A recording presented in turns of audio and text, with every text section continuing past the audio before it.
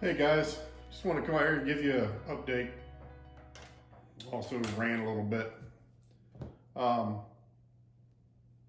so I am currently still sitting at the house waiting for,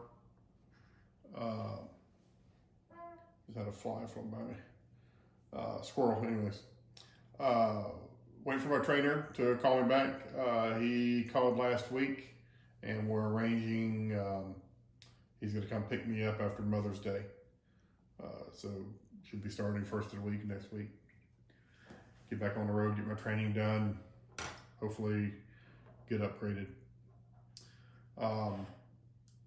So with that being said, I've been talking about this for a while. I know I've mentioned a couple times that I'm fortunate enough to where I've planned for this time, the training time, if you will.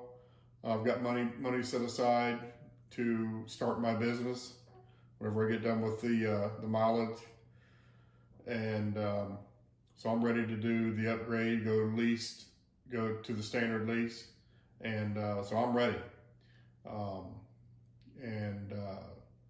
I'm not tied under any contract with Prime. I already came here with my CDL license. It's just been a while since I drove, so I'm ready. I'm ready to get to driving.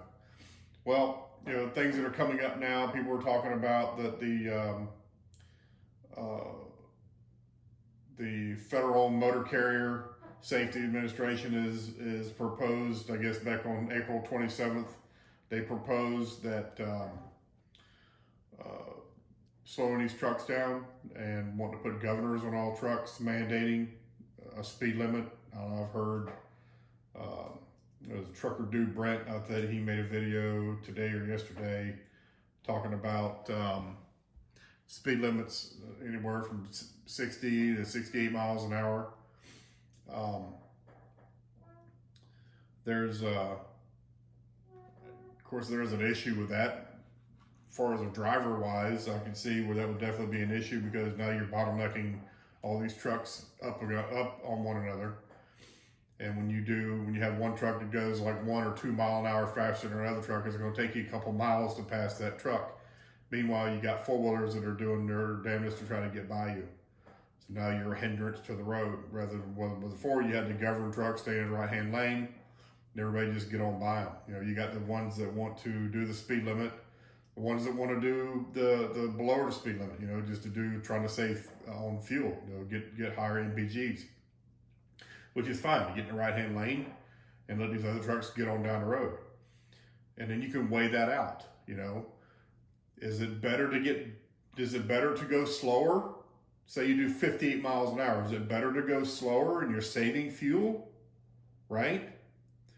Or you're running 70, 75 miles an hour if your truck will go that fast, get to the destination, and then by the time the other truck gets to his destination, say in theory you're both going to the same place, right? So the truck running 58 miles an hour is obviously going to get there a lot slower than the guy running 75. So the guy running 58 saved saved quite a bit of fuel getting to his destination, and then the other guy running 75 burnt more. But the guy running 75 has already dropped his load in theory, and he's under another load and booking it while we're still, the 58 mile an hour guy is still trying to get to the first destination.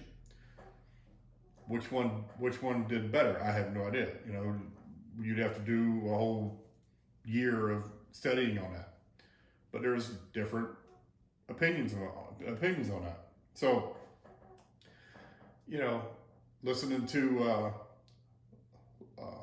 Lyle and No Hippie Trucking and Transportation. I like his analogy of it. Lyle basically says that prepare yourself for these hard times, and it won't be an issue. It'll just be an inconvenience. Same thing as, if you're starting up a new company, which that's what I'm doing.